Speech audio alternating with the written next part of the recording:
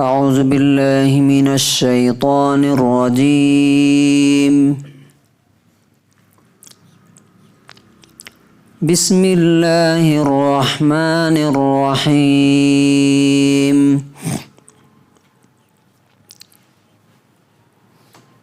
ومن أظلم ممن منع مساجد الله أن يذكر فيها اسمه وسعى في خرابها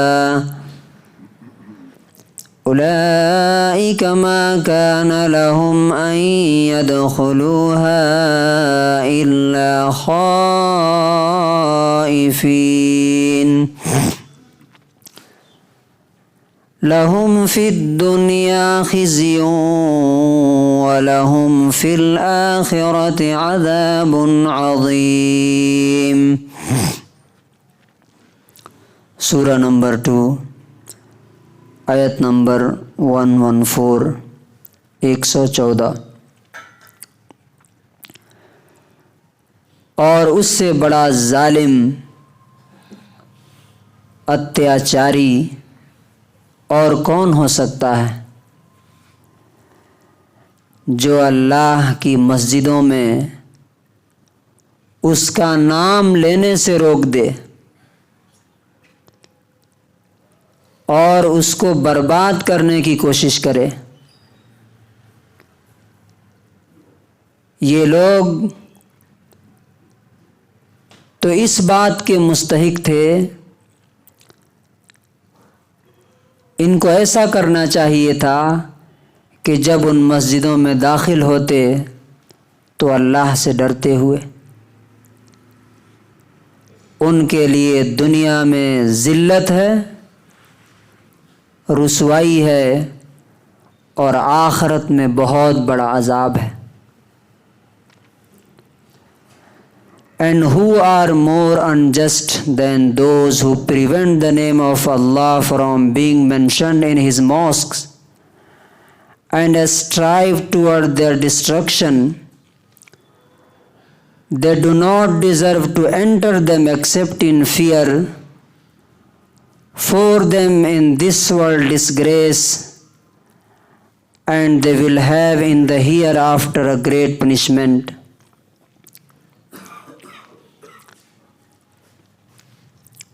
اس آیت کے اندر اللہ تبارک و تعالیٰ نے سب سے بڑا ظالم جو بتایا ہے وہ کسے بتایا، اور ہمارے لیے اس آیت میں کیا سبق ہے، کیا لیسن۔ اللہ کے گھروں میں، عبادت گاہوں میں کسی کو آنے سے روک دینا۔ مینلی تو یہ آیت مکے کے ان مشرکین کے بارے میں اتری تھی جنہوں نے مسلمانوں کو مدینے جانے کے بعد مسجد حرام میں آنے سے منع کر دیا تھا، بین لگا دیا تھا کہ تم نہیں آ سکتے۔ اب اگر کوئی ہمارے یہاں مسلمانوں میں مسجدوں میں کسی کو آنے سے روکتا ہے، مثال کے طور پہ میں یہاں تو نہیں دیکھا، ناسک میں گیا تھا تو ایک مسجد میں نماز پڑھنے گیا تو اس کے دروازے پہ لکھا ہوا تھا کہ دیوبندی، بریلوی، اہل حدیث، شیعہ اس مسجد میں نہیں آ سکتے، اور اگر آئیں گے تو وہ اپنا انجام خود جانیں گے، کیا ہوگا ان کے ساتھ۔ سیرہ میں بھی ہے۔ تو اللہ تعالیٰ کہتا ہے کہ یہ سب سے بڑے اتیاچاری، سب سے بڑے مجرم ہیں۔ دوسری چیز، اللہ کے گھر میں آنے سے روکنے کا دوسرا مطلب یہ بھی ہو سکتا ہے کہ ایسے حالات پیدا کر دینا کہ لوگ آئیں ہی نہیں۔ مثال کے طور پہ ایسا بیہیو کیا جائے لوگوں سے کہ لوگ مسجد چھوڑ چھوڑ کے بھاگنے لگیں، یہ بھی اللہ کے گھر میں آنے سے روکنا۔ بچے آتے ہیں، لوگ ان کو مارنا شروع کر دیتے ہیں، پیٹنا شروع کر دیتے ہیں، نتیجہ یہ ہے کہ بچے مسجدوں سے دور ہیں، اب اسی حال میں وہ جوان ہوتے ہیں، تب لوگ جاتے ہیں کہ چلو اب اللہ کے راہ میں چل کے نمازی بنو۔ پہلے بھگا دیا مسجد سے، اب گھر پر جب مسجد سے دور ہو گئے تب جاتے ہیں کہ چلو اب نمازی بنو۔ تیسری چیز یہ بھی ہے کہ مسجد کو اس طرح سے بنا دینا کہ لوگ آنے سے گھبرائیں، ڈریں۔ مثال کے طور پہ جب بھی لوگ آئیں آپ ان سے مانگنا شروع کر دیجئے کہ بھائی یہ ضرورت ہے، وہ ضرورت ہے، دو۔ ان کی کوئی ضرورت آپ پوری مت کیجئے۔ ایک اور شکل یہ بھی ہے مسجد سے روکنے کی کہ امام، اب مثال کے طور پہ میں پہلے سوچتا تھا کہ مسجدوں میں لوگ خطبے کے ٹائم پہ 5-10 لوگ رہتے ہیں، ایسا کیوں ہے؟ تو اس کا جواب مجھے بعد میں ملا کہ آپ نے امام ایسے رکھے ہوئے ہیں کہ ان کی بات پبلک کو سمجھ ہی میں نہیں آتی، وہ کسی اور دنیا میں جی رہے ہیں اور پبلک کے مسائل اور ان کے ایشوز اور پرابلمز کچھ اور ہیں، وہ کسی اور زبان میں بولتے ہیں اور پبلک کسی اور زبان میں سمجھتی ہے۔ نتیجہ کیا ہے کہ لوگ جمعہ سے دور ہیں، مسجدوں سے دور ہیں۔ اصل میں انسان کس کے پاس جاتا ہے؟ جس سے اسے کوئی فائدہ ہو، ایٹریکٹیو پرسنالٹی ہو۔ اب آپ نے اپوائنٹ کر دیا ایسا آدمی جو بیچارہ کچھ نہیں جانتا دنیا کے بارے میں، نہ لوگوں کے مسائل کے بارے میں، اب لوگ کیسے آئیں گے اس کی بات سننے؟ تو یہ بھی مسجدوں سے دور کرنا ہے لوگوں کو۔ اور ایک ظاہری ہے کہ اس میں وہ لوگ بھی شامل ہیں جو مسجدوں کو ڈھا دیتے ہیں، غیر مسلم، نان مسلم، مسجد کو ڈھا دیا، وسعی فی خرابیہ، یہ ظاہری بربادی ہے۔ اور اندرونی بربادی یہ ہے کہ مسجد ایسے حالات پیدا کر دینا کہ لوگ مسجد میں نہ آئیں، یا قرآن کی تفسیر کہیں دینے جا رہے ہیں منع کر دیتے، نہ ہمارے یہاں نہیں، حالانکہ اس سے بڑا ذکر کیا ہو سکتا ہے اللہ کا۔ یہ بھی ظالم لوگ ہیں۔ اللہ تعالیٰ کہتا ہے